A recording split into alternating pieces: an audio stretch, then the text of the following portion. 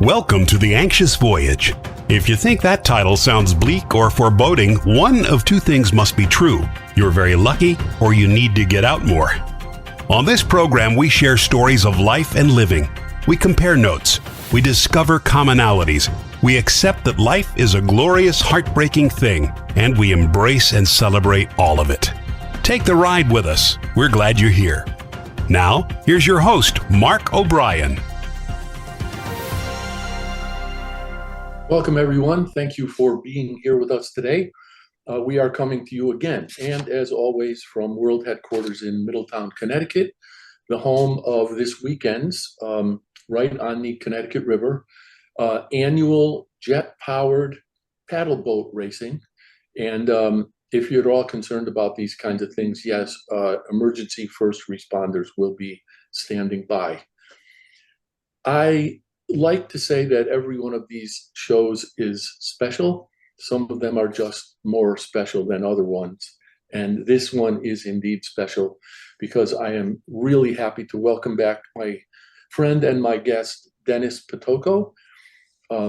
This conversation will actually be amazing for a lot of reasons that you're about to discover. And Dennis, before we get officially started, I want to let you know that you were a guest on my very first show of this year, the very first show ever. This is the last show of my first year.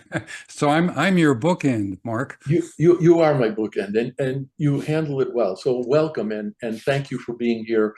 I will also say that we extend best wishes to your wife, Allie, who planned to join us today, but has taken ill, and we do hope she recovers quickly. Thanks, Mark. You and Allie, I just want to jump right in here. You and Allie have just completed the pilgrimage of the Camino de Santiago, which, as I said before we went on the air, is more in its entirety, more than I can wrap my head around.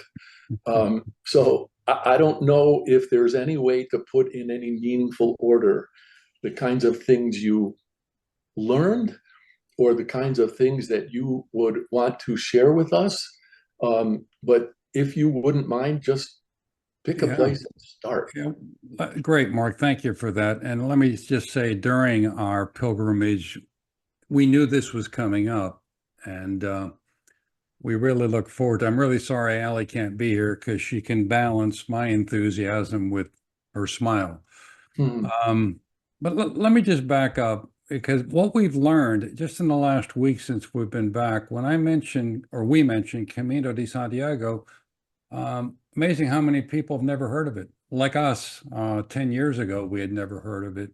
So just to put it in perspective, we started in the town of Saint Jean Pied de Port, France, and we ended up in Santiago Compostela, Spain. What does that mean? That means we were walking effectively for 40 days.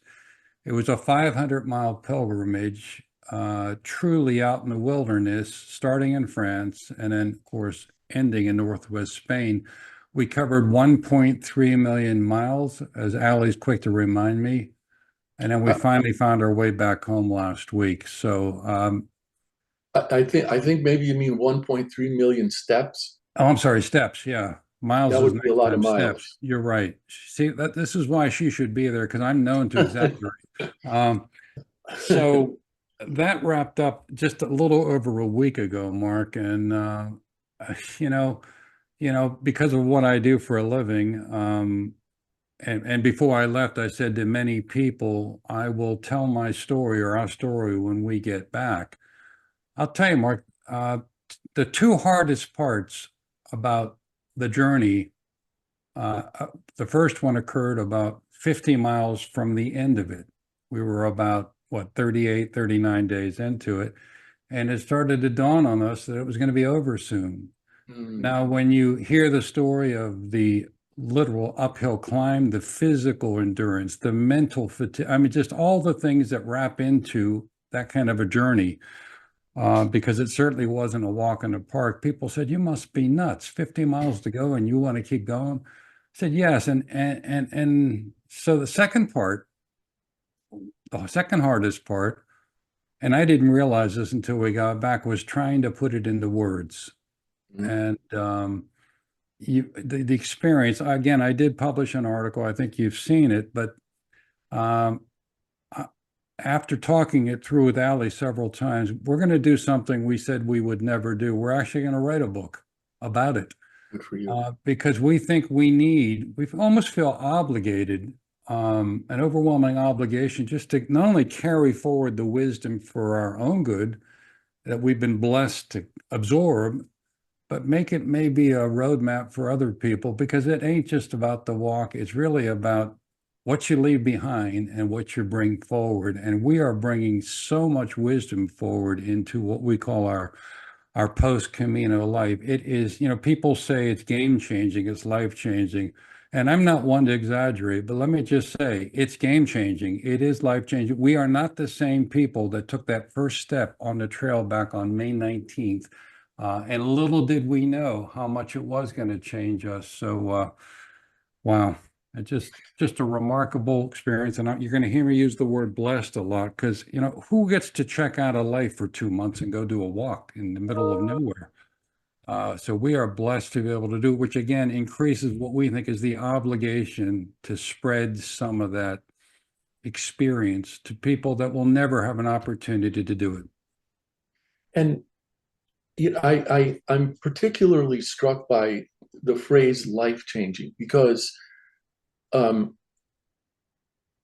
we can deliberately do different things now and then, change our routines, whatever, go to different places. But to be, and I really don't like the term disconnected, but to be disconnected for 40 plus days, to be on your feet, I'm guessing almost all day for 40 plus days, Right. and to be in places on your feet that you've never been before, that is quite literally life changing. And I don't know if it's too soon yet to answer this question, but when you say that you're not the same people who left, can you at this point, can you even begin to discuss how and why you're different now? Wow. I can't answer the question entirely, because there were so many pieces of that journey that were a wake-up call for us in different ways. I can tell you, we came back with just an overwhelming strength of conviction when it comes to a number of things, simplifying our existence. Some of the things you hear out there or you read about, being present, you hear that stuff, but my goodness, when you get into that repetitive nature of walking for hours and hours and hours every day, you're almost in a meditative state. I think if you're a runner, Mark, you would call it that zone that people get into. So suddenly you're intensely aware of all your surroundings. You're finding peace by being just present in that moment. And let me back up. One of the best analogies, I think, is just imagine plopping yourself down in what I'll call a parallel universe for 6 weeks, and you're devoid of a world that feels rushed and materialistic and disconnected, using that word, and all the other darkness that might be out there these days. Take away all that noise and all that distraction and just replace it with what we started to refer to as the symphony of silence. It's just nature, pure, untouched by mankind. And it's amazing, because within the first week, all those, as I like to call, all those Post-it notes in my brain disappeared. I mean, you're stripping yourself bare and you're getting down to what I'll call your authentic self. And that's where you start to figure out, wait a minute, what am I going to leave behind? Because I have an opportunity here. I'm checked out for a couple of months here. So you start intentionally talking about things. And, Allie and I have lived together 24/7, and we work together for almost 20 years. And you think you know each other. as I've said to so many people, imagine you think you know your wife, you think you know your fiance, you think you know your partner, your family, whoever is your friends. Try walking 500 miles in the wilderness, because you start to experience every possible emotion, because of the terrain, because of the mental issues, because of things like grief, which I'll talk about in a little while, and all the pretense and all the imposter syndrome stuff is gone. So we're seeing pieces of ourselves, Mark, that as much as we know each other, we never drilled that deeper. And it was a test, for lack of a better term. And just as a side note, I got this up on my wall here. I started writing about a week into the trip at night when we stopped, and you're exhausted. But I started jotting down some notes, and Allie thought I was doing a journal. And I wasn't. I just felt compelled to start writing down one word every evening to say, this is what I felt about Allie that day. This is what I experienced. And at the end of it, I got this piece of paper in front of me. It's got all the words. At the end, on the very last day, on the very last dinner, if you will, I handed it to her and I said, that's what I've been up to. And talk about a tearful experience. Now, she knows I feel all those things, but when do you stop and say those things? And it was coming to the surface because there was nothing else cluttering my brain. And I said, I need to do this. So I'm way off on a tangent here, Mark, but wow. No, it's not a tangent, and I was going to say it's funny. It's not at all funny. When you first started on that particular thread of this conversation, the first word I wrote over here was clutter. Wow. So, I mean, it makes absolute sense. Well, given everything that you were compelled to think and feel and examine, is it still fair to say that that actually was a process of simplifying? oh boy. The words that come to mind when you say that are liberating, cleansing, again, getting rid of any, not that we wear masks, but everybody seems to have a persona. Well, that leaves you on the Camino, because the one thing you start to feel, regardless, remember, we're talking, let me see, this year, an average of 2,000 people started the Camino every day on average this year. So we're not, as much as that sounds, oh, there's a giant crowd of people, we didn't see them, Mark, for hours. But when you do, you got this immediate sense of we're all in this together. And there are nationalities from around the world,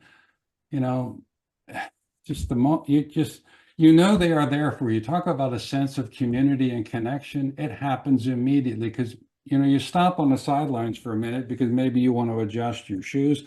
The first thing you hear beyond the words Buen Camino, which means good journey from everybody, is, can I help you? Do you need anything? Because people just know, they get it. They know what you're up against. They know what you're experiencing because they're experiencing the same thing in different ways. So maybe that brings in connection, it brings in community, it brings in, and you're opening the door and letting all this stuff in despite your discomfort. And you're letting go, I think you're letting go of control, things like that. Our friend Andy Scarantino said to us once that there was something comforting and meditative about the constant thump, thump, thump of her feet when she's running. I haven't been a runner in a long time. I have never even considered the idea of walking 500 miles, but I've done 100-mile bike rides on consecutive days. And I was thinking about this when you were saying in the last 50 miles, it started dawning on you that this was going to have to end. And I joke sometimes when people ask me, well, how do you ride 100 miles on a bike? I say, well, when you get to 99, don't stop.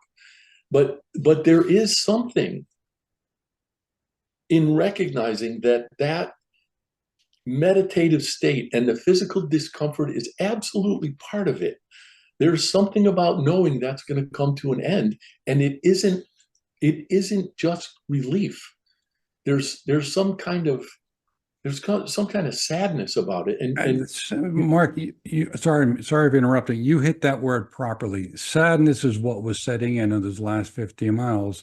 And as much as we had to come back, and I hate to call it the real world, we just came back to whatever. It was difficult. How do you take all that and preserve it, if you will, in a world that there's a natural force field of resistance, it seems. But it also gave us, Mark, just another, I'm going to use the word overwhelming again, a determination to do more. And what do I mean by that? For over a decade, we've been, as you know, on a quest to rediscover humanity. And that continues, obviously. But we said it's time to shift or make more shift happen when it comes to sharing that humanity. Because it dawned on us, yeah, we may be walking this, and we always felt like we were up against climbing uphill in that quest these days to rediscover humanity. We've seen some glimmers of hope along the way, but we've also realized that some people, they need a roadmap. They need to know more. What do you mean by that? How do we rediscover humanity? So we're shifting what we do to shared humanity. What does that mean? That means we got to do more, and we got to walk our talk even more. And we're already talking about things that we can do to make that happen. Call it a manifesto, call it whatever you want, but we're not going to take any prisoners here. We're just going to do it. And it's funny how I quite frequently equate the notion of pilgrimage with quest. And on the quest that you've established for yourself with 360 Nation and everything that entails, in your quest for rediscovering humanity, did the experience of the Camino suggest to you that maybe it's understanding better where to look? Yes, because it's there, Mark. But you got to add back to my opening comments. You really have to take away all that clutter. Let's use that word. And it starts to creep back in things like authenticity and, purpose and your intention and you got to let it in.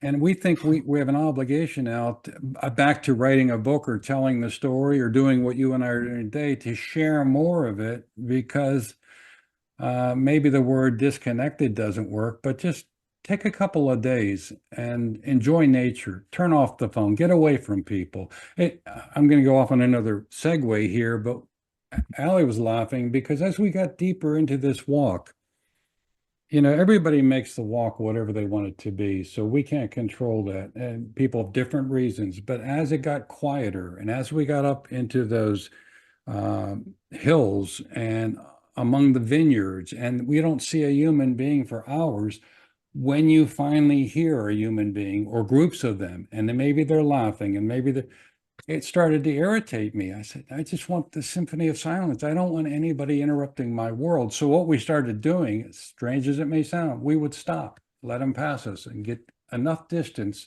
that the silence would come back. And that doesn't sound strange. And I was going to say, when I was talking about cycling, that there have been times when I've been so into that zone and even living with the discomfort that if someone comes alongside me and starts to talk, it's kind of, it's somewhere between irritating and shattering, because you're in that silence, which is so enlightening, and then bang, somebody just poof, pops you right out of it. Amen. That was the experience. So, anyhow, so we recognize those kind of things during the Camino, saying, look, this stuff is out there, the simplicity, the peace and quiet, the presence. We just have to bring it back. There's no rocket science, as you know, in humanity. We've lost our way, perhaps, And maybe Allie and I feel an obligation because we're blessed enough to be able to do it to kind of help people with that compass. And we're going to do that.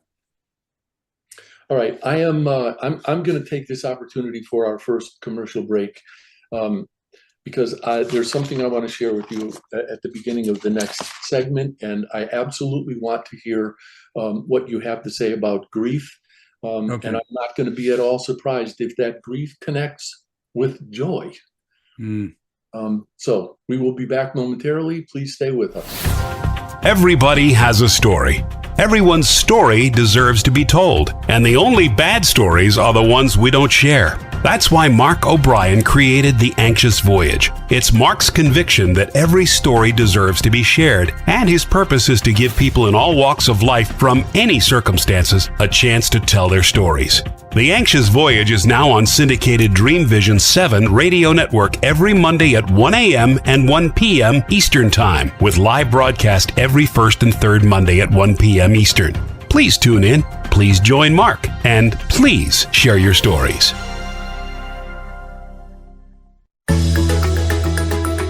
Ever wonder what it's like to have your own radio show? Well, wonder no longer, because you can dip into the radio airwaves by being host for the day on syndicated Dream Vision 7 radio network. It's a fabulous way to get your radio feet wet. It's an opportunity to market your business, modality, or book. Have a guest, mention a sponsor, and take callers. Or you may want to facilitate a lesson by going solo. It's up to you. Listeners can be online, mobile, in cars with Bluetooth, or listen through Amazon's Echo by asking, Alexa, play Dream Vision 7 Radio Network. For more details, go to dreamvision7radio.com and click on Host for the Day.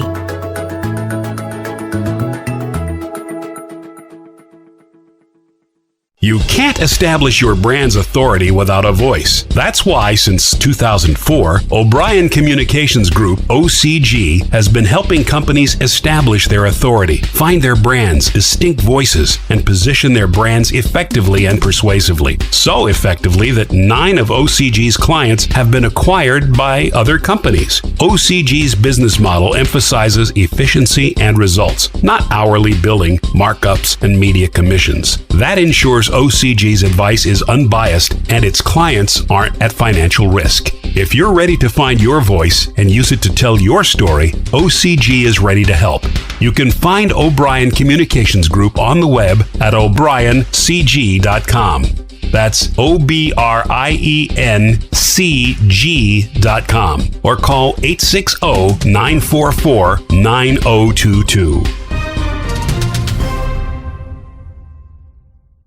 Calling all authors. Have you been considering an audiobook? Well, look no further. Come take advantage of Dream Vision 7 Radio Network's unique in-house audiobook production, which includes benefits and bonuses from our radio station. Let our knowledgeable staff guide you to create the audiobook you've always dreamed of without breaking the bank. Check out our full one-stop service from A to Z, including the ACX process. Schedule a free consultation by calling 508-226-1723. That's 508-226-1723. Or go to dreamvision7radio.com. This is Dream Vision 7 Radio Network, uniting mankind with universal love. Our shows are created from the heart, bringing each listener to a place of divine enlightenment. Breathe, relax, and enjoy. Let life flow. Dennis, I think you're familiar, because I've probably shared it on other occasions, with a poem called The Invitation. But Yes, this is how it ends. It doesn't interest me where or what or with whom you've studied. I want to know what sustains you from the inside when all else falls away. I want to know if you can be alone with yourself, and if you truly like the company you keep in the empty moments. And Wow. you said something a few minutes ago about,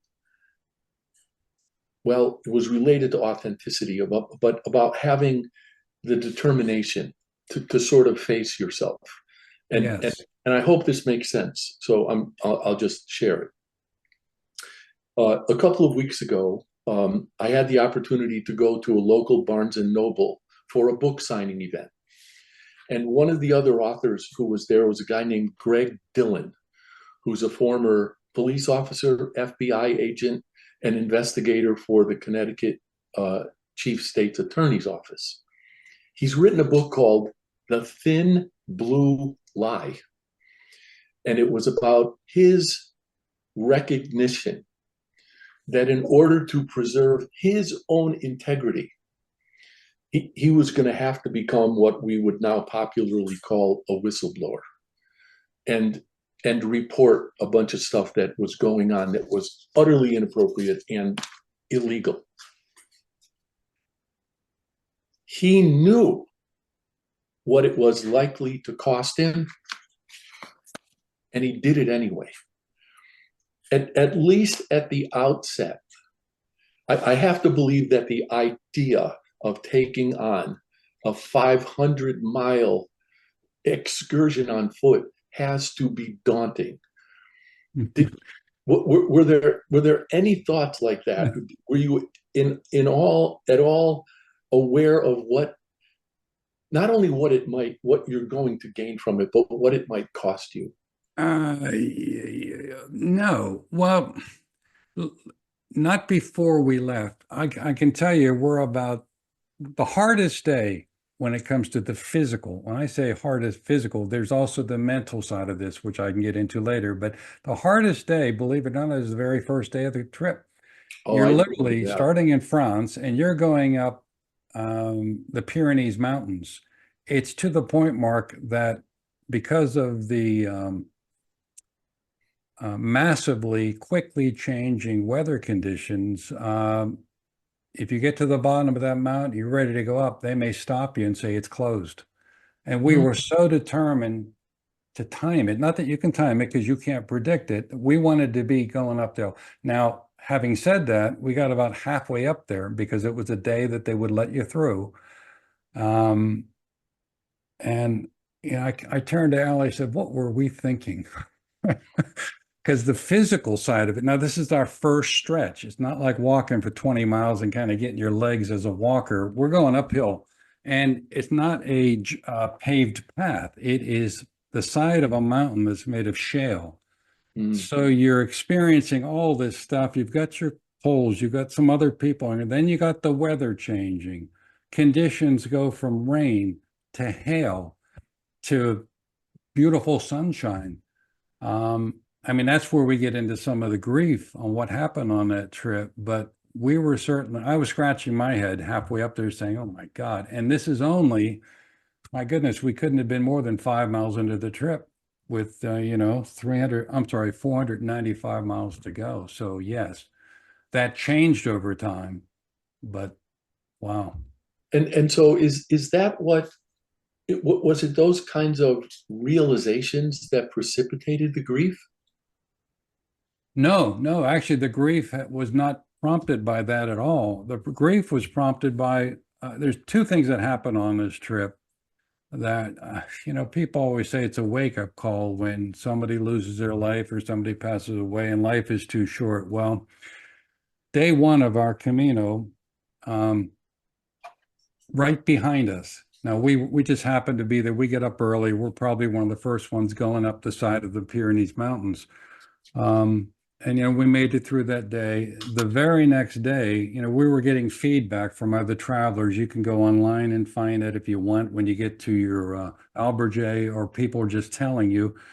The group that left after us the next morning, they literally, the local, I'm going to call them police. They're not called police over there. They shut down the climb. They said, you can go, but you can't go up like we did the day before. Some American decided he was better than that. And he got about 3/4 of the way up and they found him the next day. He had hypothermia. He died of hypothermia. And day two, now we're on the second day now. We've made it through that first climb. And we're on day two. We're about, day two was about, I think, a 15-mile walk. We're well into the walk. And we passed a number of people, and you're doing your Boing Caminos, and everybody's kind of cheerful because you got that big first day behind you and you survived. We started seeing helicopters coming overhead, And we just couldn't imagine why they were coming because there was nothing going on around us there. We saw occasional walkers here and there. We finally get to the end that day and we get stopped at our, they call them albergues, which is kind of a cross between a hotel and just a place to stay, very fundamental. And we saw these rescue vehicles and we saw helicopters and we saw these guys sitting in front of the albergue in the emergency jackets, just exhausted. We come to find out that one of the pilgrims that we had passed earlier that day ventured off the path and went down a ravine, and they found his body the next day. The grief is because we saw that guy. We knew who he was. He was one of our fellow travelers. And well, unlike when you're hiking in America where there's a warning sign everywhere, you just have to stay in the game.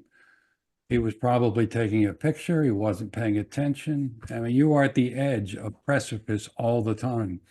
So that was a wake-up call in a lot of ways. So the grief was there, but to have it right in front of you 2 days in a row, and again, this is 2 days into a 40-day pilgrimage. So our awareness went up of just how, valuable life is, but how quickly it could slip away. And you add that to all the other lessons, that stays with you. Now, you mentioned the joy, the word joy. Yeah. And that probably came from as we were getting towards the end, the way we were changing. You kind of start to realize I'm leaving a lot of stuff behind here. Things aren't that important anymore. So we're kind of leaving our old selves. There was a quote, I probably have it here, that, as you know, I kind of gravitate towards quotes. And here's one I put in the article. Maybe the journey isn't so much about becoming anything. Maybe it's about unbecoming everything that isn't really you, so you can be who you were meant to be in the first place. I don't know who wrote that, but boy, that just talked about our journey because we left so much behind, but it also got us focused on, all right, we're leaving that behind. What are we taking forward? What are we going to do about that? The other part of the joy, and this kind of contradicts the grief side of the trip, things we noticed. We're about 5 days into the trip and we're climbing up this, just steep climb, and it's taken everything we got because our legs are still getting used to it and our feet got some blisters and blah, blah. And this gentleman comes walking up with poles, but right by us and just keeps, and then a guy comes up behind us, a young guy, and he says, do you know that guy is 95% blind? And he was probably in his late 80s. Wow. And we looked at each other and said, what are we complaining about here? I'm having a challenge just walking on ground that I can see.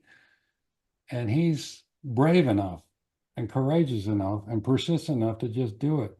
So, you said a moment ago, as you started to tell that story, that the joy contradicted the grief.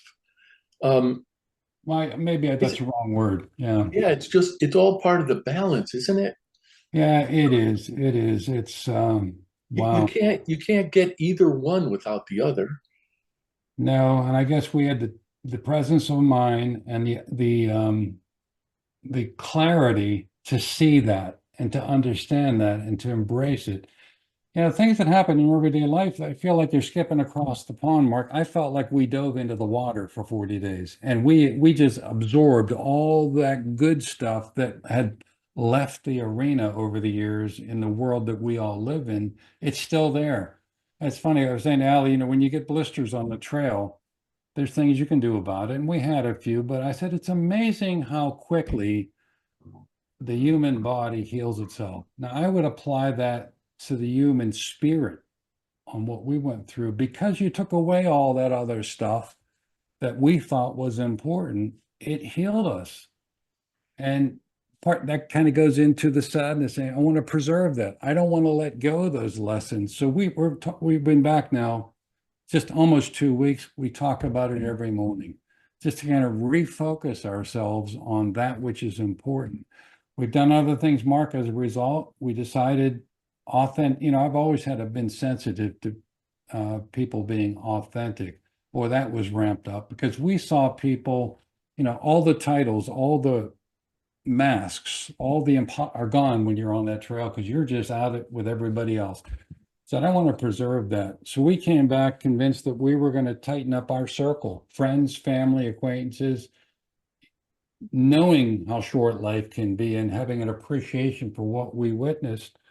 We're making that circle a lot tighter. The people in that circle will get more of our time because the people that are no longer in their circle, the inauthentic people, the people that do skip across the pond, will be gracious, will be understanding, will be thoughtful, but they're not going to get our time. I was thinking when two things actually.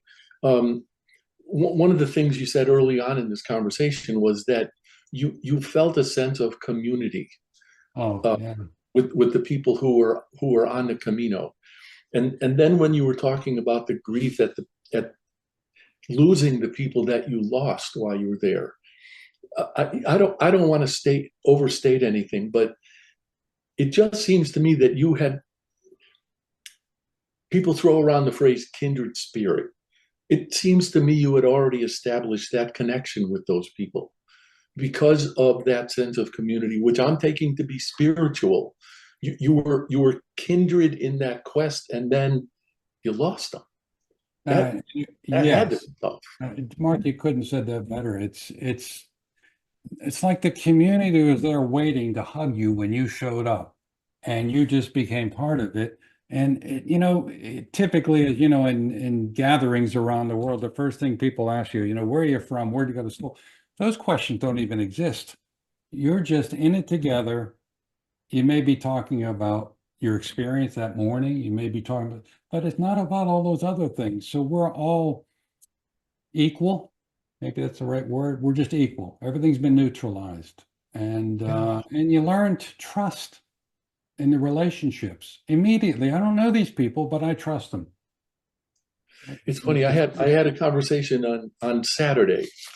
I had gone to a gym, which is a whole other story, but I was talking to a woman there about how in the early 80s, I had come to join what was a really hardcore bodybuilding gym. And I went to that place 5 times before I had the nerve to walk in. And when I walked in, the very first thing I realized was that place was the great leveler. In that place, you couldn't tell the doctors from the bikers, from anybody else. It was all one group of people, one purpose. So I would not compare that to something as spiritually loaded as the Camino, but I would imagine they're similar. Oh, no question at all. And but what a wonderful experience to know that kind of stuff is out there. So wow, wow, that probably part of my normal vocabulary these days, because I just get so excited about the experience. It doesn't minimize the physical challenge or the mental challenge of having, every morning get up. Got to walk another 15 miles. That's what's on the schedule. It's not like you have a choice. You do have a choice, I guess, if you want to just bail out. But over time, it became the mental commitment beyond the physical commitment. Because if the feet are working and the legs are working, now it's just, do I have the fortitude to get up every morning and go? Yeah. I want to use that to segue into our next segment. So I'm sorry about that noise. Okay. We'll take our next commercial break right now. We'll be back in 3 minutes, so please stay with us. Are you ready for the quantum age? Humanity's next step in evolution? Dream Vision 7 Radio Network invites you to the extraordinary platform of evolutionary voices for the quantum age. Let's explore. Learn more about this upcoming age where we bridge science with spirituality. Where potentiality meets reality. Where we take compassion into action. Our trailblazers and visionaries will ask the whys, the what ifs, while igniting continuous possibility. Come along with with us into an age beyond what we know today, where we can grow together in unity consciousness. Experience evolutionary voices for the quantum age, Monday through Friday at 8 a.m. and 8 p.m. Eastern on DreamVision7Radio.com. You can't establish your brand's authority without a voice. That's why, since 2004, O'Brien Communications Group, OCG, has been helping companies establish their authority, find their brands' distinct voices, and position their brands effectively and persuasively. So effectively that 9 of OCG's clients have been acquired by other companies. OCG's business model emphasizes efficiency and results, not hourly billing, markups, and media commissions. That ensures OCG's advice is unbiased and its clients aren't at financial risk. If you're ready to find your voice and use it to tell your story, OCG is ready to help. You can find O'Brien Communications Group on the web at o'briencg.com. That's OBRIENCG.com, or call 860-944-9022. Calling all authors. Have you been considering an audiobook? Well, look no further. Come take advantage of Dream Vision 7 Radio Network's unique in-house audiobook production, which includes benefits and bonuses from our radio station. Let our knowledgeable staff guide you to create the audiobook you've always dreamed of without breaking the bank. Check out our full one-stop service from A to Z, including the ACX process. Schedule a free consultation by calling 508-226-1723. That's 508-226-1723. Or go to DreamVision7Radio.com. Everybody has a story. Everyone's story deserves to be told, and the only bad stories are the ones we don't share. That's why Mark O'Brien created The Anxious Voyage. It's Mark's conviction that every story deserves to be shared, and his purpose is to give people in all walks of life from any circumstances a chance to tell their stories. The Anxious Voyage is now on syndicated Dream Vision 7 radio network every Monday at 1 a.m. and 1 p.m. Eastern Time, with live broadcast every first and third Monday at 1 p.m. Eastern. Please tune in, please join Mark, and please share your stories. This is Dream Vision 7 Radio Network, uniting mankind with universal love. Our shows are created from the heart, bringing each listener to a place of divine enlightenment. Breathe, relax, and enjoy. Let life flow. Are you ready for the quantum age? Humanity's next step in evolution? Dream Vision 7 Radio Network invites you to the extraordinary platform of evolutionary voices for the quantum age. Let's explore. Learn more about this upcoming age where we bridge science with spirituality. Where potentiality meets reality. Where we take compassion into action. Our trailblazers and visionaries will ask the whys, the what ifs, while igniting continuous possibility. Come along with us into an age beyond what we know today, where we can grow together in unity consciousness. Experience evolutionary voices for the quantum age, Monday through Friday at 8 a.m. and 8 p.m. Eastern on DreamVision7Radio.com. You can't establish your brand's authority without a voice. That's why, since 2004, O'Brien Communications Group, OCG, has been helping companies establish their authority, find their brands' distinct voices, and position their brands effectively and persuasively. So effectively that 9 of OCG's clients have been acquired by other companies. OCG's business model emphasizes efficiency and results, not hourly billing, markups, and media commissions. That ensures OCG's advice is unbiased and its clients aren't at financial risk. If you're ready to find your voice and use it to tell your story, OCG is ready to help. You can find O'Brien Communications Group on the web at o'briencg.com. That's OBRIENCG.com, or call 860-944-9022.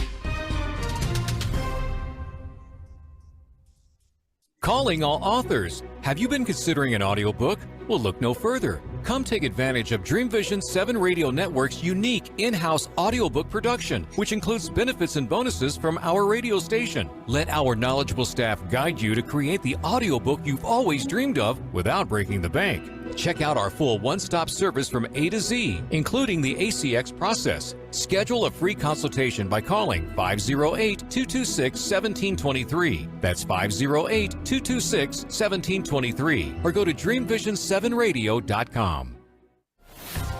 Everybody has a story. Everyone's story deserves to be told, and the only bad stories are the ones we don't share. That's why Mark O'Brien created The Anxious Voyage. It's Mark's conviction that every story deserves to be shared, and his purpose is to give people in all walks of life from any circumstances a chance to tell their stories. The Anxious Voyage is now on syndicated Dream Vision 7 radio network every Monday at 1 a.m. and 1 p.m. Eastern Time, with live broadcast every first and third Monday at 1 p.m. Eastern. Please tune in, please join Mark, and please share your stories. This is Dream Vision 7 Radio Network, uniting mankind with universal love. Our shows are created from the heart, bringing each listener to a place of divine enlightenment. Breathe, relax, and enjoy. Let life flow. Welcome back to the program, everyone. Thank you for staying with us. Dennis, I'm going to try to connect a bunch of dots here. I don't have the vaguest idea in the world if it's going to work. But I was thinking about something we touched on briefly before we went on the air, which had to do with, the recent events in the United States and the shooting of the former president. And I was also thinking about a word you used in talking about your experience on the Camino, which was survival. And that made me think about perseverance. And during this break, in one of the promos for the station, the word reality was used. I wonder, and sometimes I think about what's happened with CGI and cinematic technology. And if you pulled somebody out of the late 19th or early 20th century and put them in a movie theater today, their heads would be completely boggled about what's reality. Given your experience on the Camino, what do you think we know about reality, especially if we're not taking the time to be with ourselves, as you've described and as this poem, The Invitation, talks about? Oh, boy. Well, I'm going to be a little bit repetitive, but, when you're one of the glorious parts of the Camino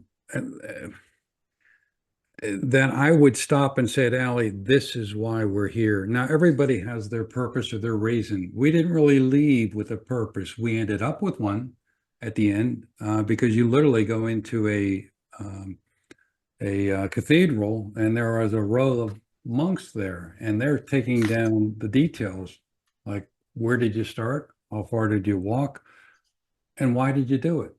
But beyond that, there's just nowhere to hide. There's no mask to wear, no roles to play. You're forced to confront your strengths, your weaknesses. You're doing it in an audience, maybe your spouse like Allie, but nevertheless. But it's enlightening at the same time. And then we get into these miles and miles of fields. And something that struck me, Mark, was the beauty. And I'm not one to be out there in nature staring at flowers, but I got completely fixated on poppies. Now, poppies are very important in England. They're a symbol of being a veteran. So on their version of Veterans Day, you'll see everyone walking around with a poppy pinned onto the lapel. Well, here, there's 4 regions we traveled across. For the first 3 regions, I was always in search of poppies. And I have a picture that I was looking at this morning, one of the metaphors for what we do for a living, I guess. There's a giant wheat field. It's going on for miles, and wheat, what is it, kind of a pale yellow color. And yet in the middle of that field, Mark, I have a picture of one poppy sticking all the way up. Wow. I said to Allie, that is us trying to break through this humanity for the last 10 or 12 years. And that little poppy is telling me what's possible because they didn't belong there. And they were probably overwhelmed by all the wheat. The sad thing is, by the time we got to the fourth region, which is the final region of the entire walk, the poppies disappeared. And I kept looking for them. In fact, I started to write an article last week. It's called "Where Have All the Poppies Gone?" Because that's a metaphor in itself. But it turns out weather conditions, what have you. I said, that may be true, but just get some guy in a crop duster and he can seed this place. But who am I to talk about poppies and flowers and all the beauty? But every time we saw the beauty, we said, wow, that's why, who gets to see this stuff? You know what? That makes me think about environmental conditions, and I mean that in a metaphorical sense. Um, I once had a difficult encounter with the CEO of a company who had tried to flip this thing on its head, and it failed miserably, and he started firing people. And I said to him, look, if you took a handful of seeds and dropped them in sand and nothing happened, would you blame the seeds? That's exactly what's going on here. You haven't created the right environment. That didn't make him happy, by the way. But I think in a larger metaphorical sense, maybe that's some of what we have to be thinking about. Changing the environment in which we're trying to undertake these things. And I certainly think, and I don't mean to speak for you, but I certainly think that's germane to what you're doing with 360 Nation. Oh, it is, Mark. Thank you. And I guess when you experience the glory or the magic of what I call the poppies, it's just amazing. They're still there. They're still growing. There's still potential. And why? Because frankly, in the area we were walking, literally untouched by human beings. This is way up in the hills, and everything's growing wild like it was supposed to. Then you have the comical moments. We're walking up this long, narrow path, and we are struggling. And there's people behind us because we're all going kind of slow, so people are catching up, and we're about 90% up the top of the path. And these are in the fields and the valleys and all this. Coming down the path, and I'm the first guy in line, is a bull, literally with horns. And then behind him is another bull. And it turned, we had to literally all kind of shift off to the path and find a way into the bush because 12 bulls were coming by in a row. Mark, there was nobody guiding them. There was nobody with anything behind them. There was no cars. They just walked by, but you weren't going to argue with them. No. But stuff like that. And where do you see that? And that's the way it's supposed to be. They knew where they were going. They knew how to get there. They didn't need a GPS system. They didn't need a road map. They were doing what bulls do. They were going home, I guess. Wow, this is going to seem like an absurd connection, but Ann and I have been spending more time than we used to in the sunroom on the back of our house. And there's a nature preserve out here. And we have a family of rabbits that lives under the deck. We have at least two woodchucks that live in it used to be a shed, and it just got plowed down. We have deer. We have chipmunks running all over the place. But that occurs to me all the time. They know exactly what they're doing. And, sometimes I imagine, the animals sort of getting together and talking to each other and pointing in the window of the sunroom and saying, those two, they have no idea what they're doing. It's incredible how that works. And I think you're on mute, Dennis. I don't know what happened. But I don't think we have the chance to appreciate those other sensibilities or the sensibilities that other animals, and we're animals, other animals have. You're right, Mark, but you got to make the time for it and find the opportunity. You don't have to go to the Camino. You can go to the nature preserve near you and take it in and get comfortable. As we know, many people are not get comfortable in that symphony of silence and see what happens. Yeah. I usually like to leave time at the end of the show, and we have a few minutes left for people to talk about how they can be found and whatever. But in this case, because of the work that 360 Nation does, all of the various entities that it comprises, I would like to give you a few minutes to talk about that, because I don't believe that I've made my audience as aware of that as I would like to.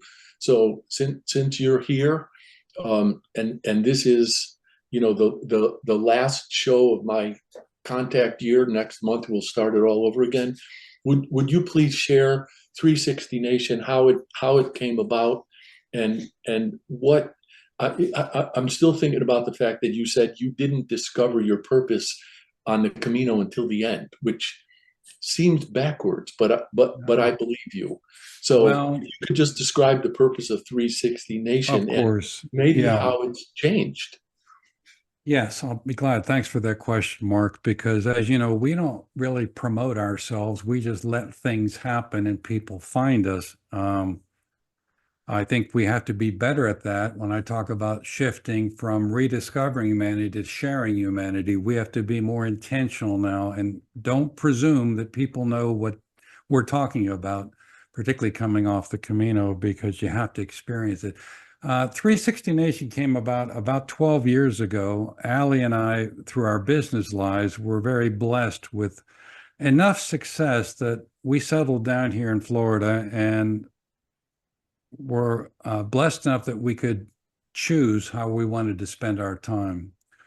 We decided to spend it 3 different ways. One was we wanted to do something before we knew each other we wanted to do and decided we wanted to do together, and that is give back. And when I say give back, Mark, I don't mean write a check to nonprofits. I mean our time, our talent, and our treasure. All 3 of those.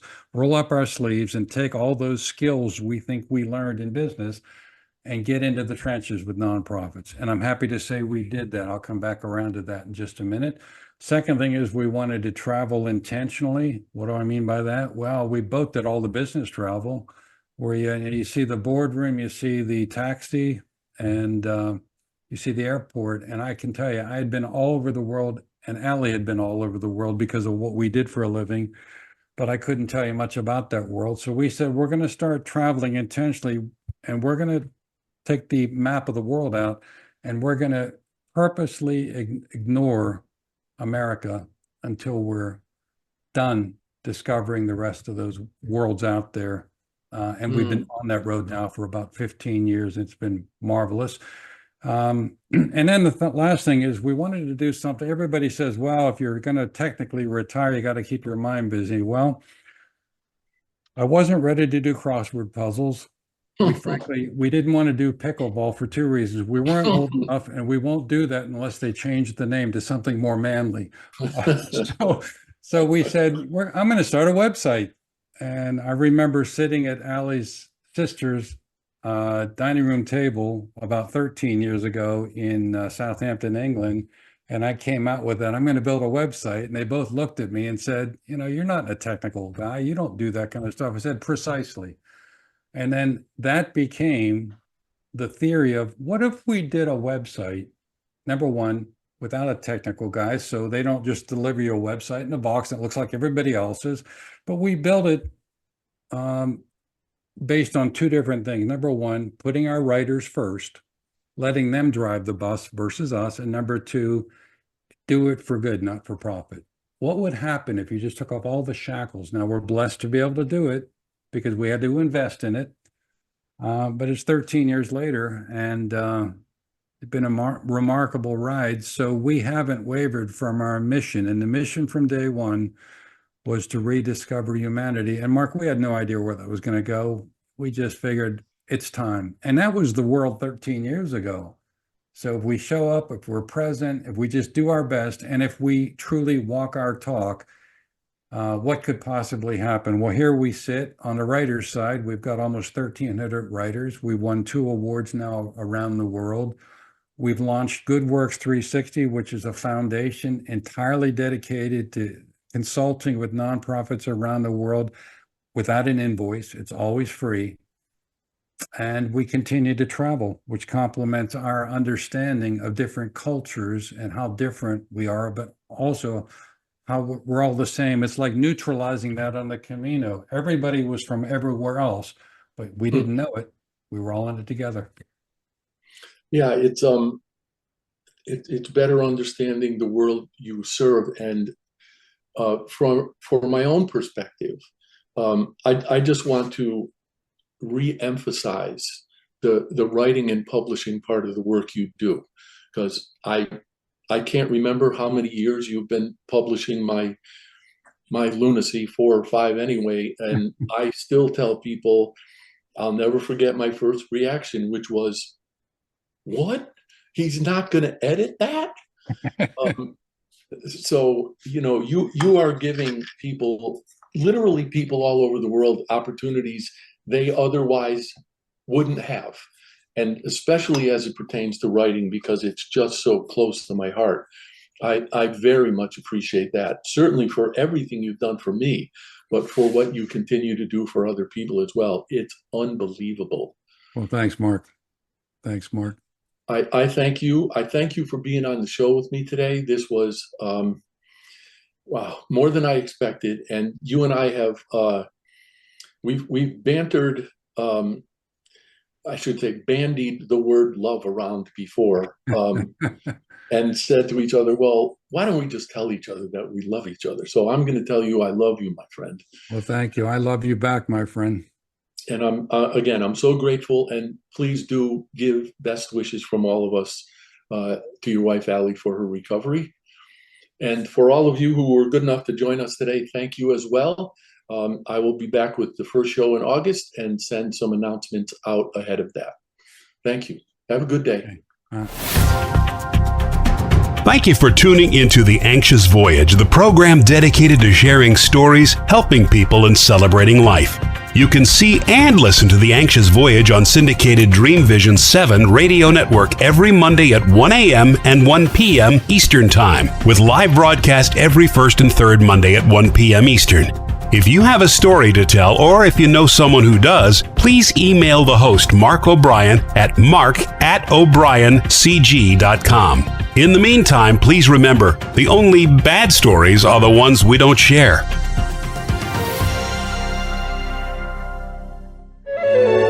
This is Dream Vision 7 Radio Network, uniting mankind with universal love. Our shows are created from the heart, bringing each listener to a place of divine enlightenment. Breathe, relax, and enjoy. Let life flow.